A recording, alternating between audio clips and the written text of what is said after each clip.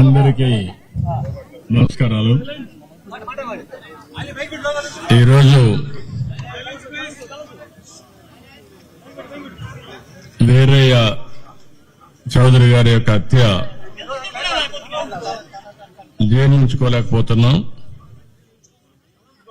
నిన్న నేను ఢిల్లీలో ఉన్నప్పుడు ఈ వార్త నాకు తెలిసింది. వెంటనే ఎస్పీతో మాట్లాడాను. నిన్నటి నుంచి దీనిపైన అన్ని విధాలుగా అన్వేషిస్తున్నాం, ఇన్వెస్టిగేషన్ చేస్తున్నాం. 12 టీములు వేశాం. జరిగిన విధానం కూడా చూస్తే చాలా కరుడుగట్టినటువంటి నేరస్తులు కూడా చేయని విధంగా ఈ హత్య చేసే పరిస్థితికి వచ్చారు. 53 చోట్ల కత్తిపోట్లు ఉన్నాయి.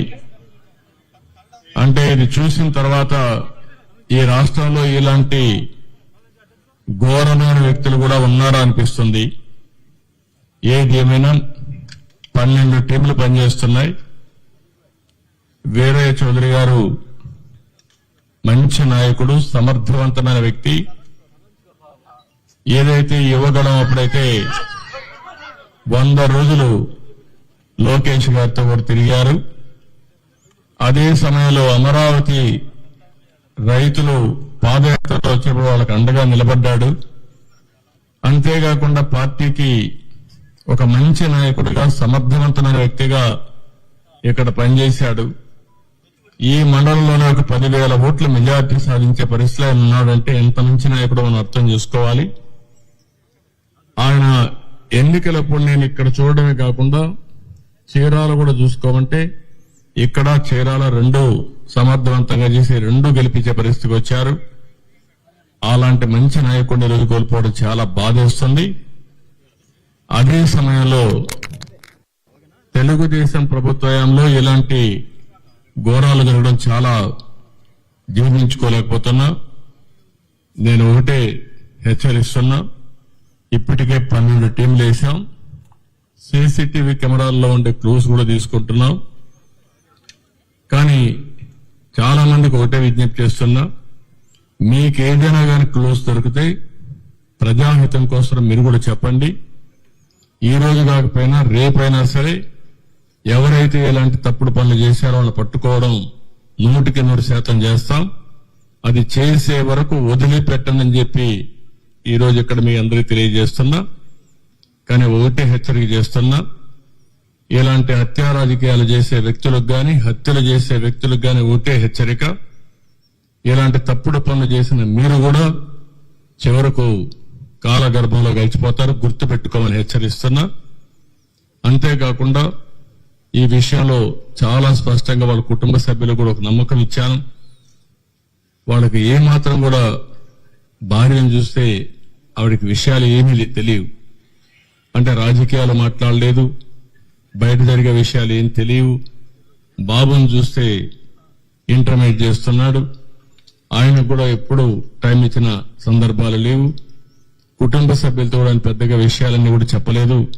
అది కూడా వారికి చాలా వరకు విషయాలే తెలియవు. ఆయన మిత్రులు గాని, కొంతమంది బంధువులుంటే వారిని అడిగాను. ఆయన దగ్గరుండే డ్రైవర్ని అడిగాను. అదే మరి ఆఫీసులో పనిచేసి అతను అడిగాం. నిన్న సంఘటన జరిగినప్పుడు ఆఫీసులో అతనితో ఉన్నటువంటి వ్యక్తి కూడా గట్టిగా అతను మెడ మీద కత్తి పెట్టి బెదిరించి యథేచ్ఛగా వీళ్ళు చేసే పరిస్థితికి వస్తే వాళ్ళని గుర్తుపట్టగలుగుతామంటే ముసుగేసుకొని చేశారని చెప్పి అంటున్నారు. ఏదేమైనా వాళ్ళ పట్టుకొని తీరడమే కాదు, ఎవరైతే ఇంత ఘోరం చేశారో అలాంటి వ్యక్తులకు కఠిన శిక్ష వేసి, ఏదైతే వీరయ్య చౌదరి గారికి ఆత్మకు శాంతి కలగాలంటే అది ఒకటే మార్గం.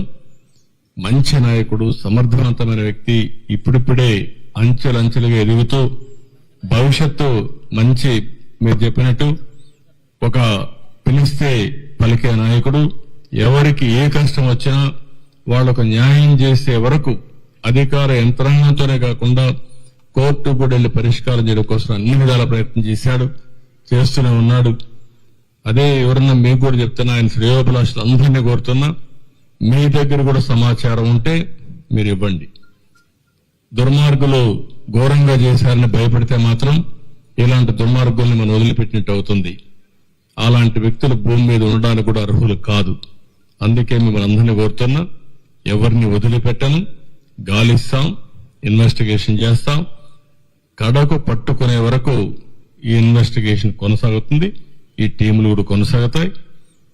ఎంత వాళ్ళు తెలివైన వాళ్ళు అనుకున్నా తప్పకుండా క్లూస్ వదిలిపెడతారు.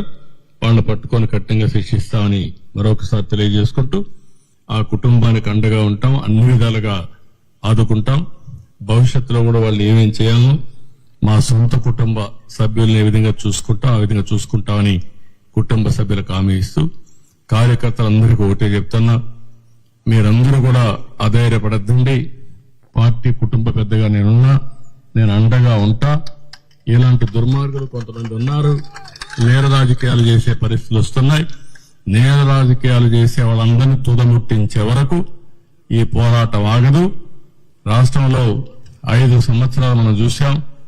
నేర చరిత్రకు మళ్లీ ఒకసారి శ్రీకారం చుట్టే పరిస్థితికి వచ్చారు. అక్కడి నుంచి ఇప్పుడిప్పుడే బయటపడే పరిస్థితి వస్తే అది తట్టుకోలేక, ఇలాంటి నాయకత్వాన్ని ఎదుర్కోలేక తప్పుడు పనులు చేసే పరిస్థితికి వస్తున్నారు. ఇది ఏదేమైనా కార్యకర్తలందరికీ విజ్ఞప్తి చేస్తున్నా, మీకు ఏమాత్రం సమాచారం తెలిసినా ఎస్పీని కలవండి. ఇక్కడ చాలా కాన్ఫిడెన్షియల్ ఎంక్వైరీ చేస్తారు, చేసి మనకు న్యాయం చేస్తారు. ఆయనే కాదు, మన కార్యకర్తలే కాదు, మామూలు వ్యక్తులు కూడా విజ్ఞప్తి చేస్తున్నా, ఈ రాష్ట్రం నేరమయమైనటువంటి నేరస్తుల అడ్డాగా తయారు కాకూడదనుకుంటే మీరు కూడా సహకరించాలి. సహకరిస్తే ఇలాంటి వ్యక్తుల్ని ఏం చేయాలో చేసి చూపిస్తాం. విధానం ఉంటే మాట మాట్లాడుకోవచ్చు, న్యాయం కోసం పోరాడొచ్చు, అంటే బయట చెప్పొచ్చు. కానీ హత్యలు చేయడం అనేది నీచమైన పని, పరమ దుర్మార్గమైన పని. దీని మీద మళ్లీ హెచ్చరిక చేస్తున్నా, అప్పీల్ కూడా చేస్తున్నా మన వాళ్ళందరికీ. ఇవన్నీ చెప్పాల్సిన కోరుకుంటూ మళ్లీ మీడియా కూడా విజ్ఞప్తి చేస్తున్నాం, మీకేదైనా క్లూస్ ఉంటే కూడా చెప్పండి. ఇది ఎట్టి పరిస్థితుల్లో ఛేదించే వరకు పోలీసు వ్యవస్థ నిద్రపోదు. వీళ్ళు పట్టుకొని శిక్షిస్తామని చెప్పి మరొకసారి హామీ ఇస్తూ అందరికీ నమస్కారాలు. అదే మరిగా ఒక బయట వచ్చి చెప్పలేని వాళ్ళు ఎవరన్నా ఉంటే ఎస్పీ గారు టోల్ ఫ్రీ నెంబర్ ఇస్తారు, కాన్ఫిడెన్షియల్ నెంబర్ ఇస్తాం. ఆ నెంబర్కి గానీ మీరు ఫోన్ చేసి మీకు తెలిసిన సమాచారం తీసుకుంటే మీ సోర్స్ ఆఫ్ ఇన్ఫర్మేషన్ కూడా బయట పెట్టకుండా మేము పట్టుకునే కార్యక్రమం చేస్తాం. దయచేసి వారికి కూడా విజ్ఞప్తి చేస్తున్నా, ఈ రోజు అనౌన్స్ చేస్తాం. ఎస్పీకి చెప్పి ఆ టోల్ ఫ్రీ నెంబర్ కూడా పబ్లిసిటీ ఇస్తాం, అనౌన్స్ చేస్తాం. నేను అన్ని కోణాల్లో ఆలోచిస్తున్నాను. రాజకీయ కోణం, ఇలాంటి వ్యాపారం, ఆయన ఎదుగుదల జీర్ణించుకోలేకుండా ఉంటే అలాంటివి అన్ని కోణాల్లో ఎగ్జామిన్ చేస్తాం. నేరస్తుల్ని అన్ని కోణాల్లో మనం చూస్తే తప్ప ఒకవేళ వీళ్ళే చేశారా లేకుంటే హైడ్ గుండాస్ అన్నది ఇచ్చారా, అలాంటి ప్రొఫెషనల్స్ అన్నది ఇచ్చారా అనే కోణం కూడా ఎగ్జామిన్ చేస్తున్నాం. ఏ కోణం కూడా వదిలిపెట్టాం. నేను ఒకటే చెప్తున్నా, నేను ఇక్కడికి వచ్చి చూశానంటే వాళ్ళు గుర్తుపెట్టుకోవాలి, వాడు ఈ భూమిలో ఎక్కడ దాంకున్నా ఎక్కడున్నా వాడిని పట్టుకొచ్చే వరకు వదిలిపెట్టని మరొకసారి హెచ్చరిక చేస్తున్నాం. దాన్ని ఎట్టి పరిస్థితిలో వదిలిపెట్టాం. ఏం చేయాలో చేసే వరకు, ఛేదించే వరకు వదిలిపెట్టాం.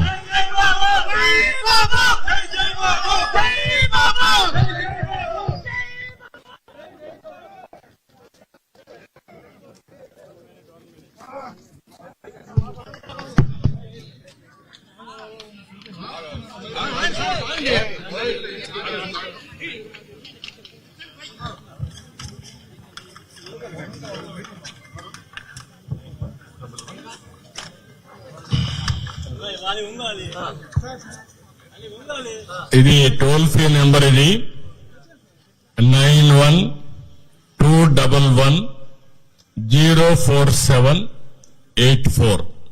మళ్ళీ రిపీట్ చేస్తున్నా, 9121104784. ఈ నెంబర్కి ఎవరు ఫోన్ చేసినా మీ నెంబర్ని కాన్ఫిడెన్షియల్ గా పెడతాం. నేను ఒకటే మళ్ళీ చెప్తున్నా, నేను ఒకసారి తలుచుకుంటే ఏం చేస్తానో మీకు అందరికీ తెలుసు. ఇది లాజికల్ గా తీసుకుపోయే వరకు వదిలిపెట్టు.